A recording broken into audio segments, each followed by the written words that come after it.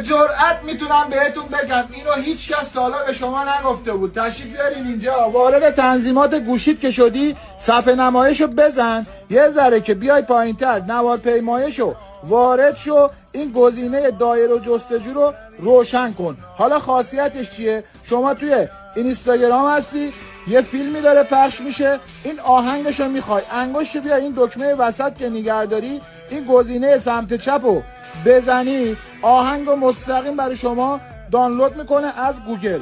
حالا نه خود گربه رو مشخصاتشو میخوای، دوباره انگشت نگه میداری وسط، یه دونه دایره میکشی روش، کل مشخصات اینو برای شما میاره. حالا یه کالایی داری یا یه عکسی داری میخوای ازش مشخصات در بیاری، دوباره انگشت نگه میداری این دکمه وسط، یه دونه دایره میکشی روی این شکله، کل مشخصات این موبایل سرم برای شما میاره. اگه دوست داشتی و خوشت اومد بره خیلی مخلصی.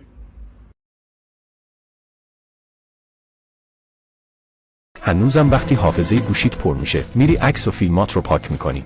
با این ترفندی که الان بهت میگم 80% از حافظه پنهان گوشیت خالی میشه بدون اینکه هیچ اطلاعات مهمی از گوشیت حذف بشه. سیوش کن، لازمت میشه. بفرست برای دوستات، خیلی کاربردیه.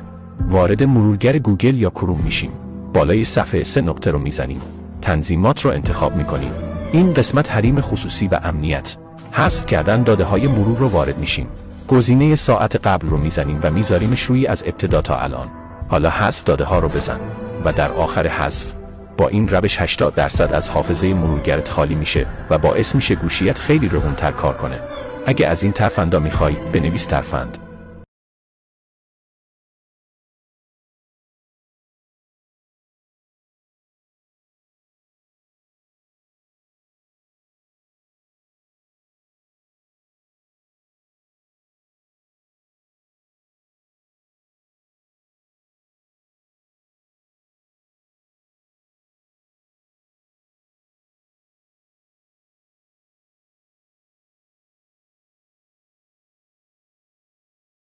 بالاخره پیداش کردم، ترفندی که باهاش باتری گوشی شیائومی 3 تا 4 روز بهت شارژ میده. باتری زود تموم میشه نگران نباشی، این تنظیمات مشکلات کامل حل میکنه. وارد تنظیمات گوشی شیائومی میشی، اسکرول میکنی به سمت پایین، روی گزینه گوگل کلیک میکنی و روی همه سرویس ها میای پایین، دوباره شخصی سازی با استفاده از داده های همرسانی شده رو کلیک میکنی و این گزینه ها رو کامل غیر فعال میکنی. حالا باز دوباره میای بیرون، میای بالا بالا بالا گذرواژه و امنیت، میای پایین و روی گزینه حریم خصوصی کلیک میکنی، میای پایین و روی گزینه ثبت نام برنامه تجربه کاربری رو غیر فعال میکنی، استفاده و عیبیابی رو غیر فعال میکنی، خدمات آگهی رو هم غیر فعال میکنی. الان که باتری گوشی شیائومی بهتر عمل میکنه و زود خالی نمیشه. اگر دنبال ترفندهای خفن و نایاب میگردی همین الان پیجمو فالو کن.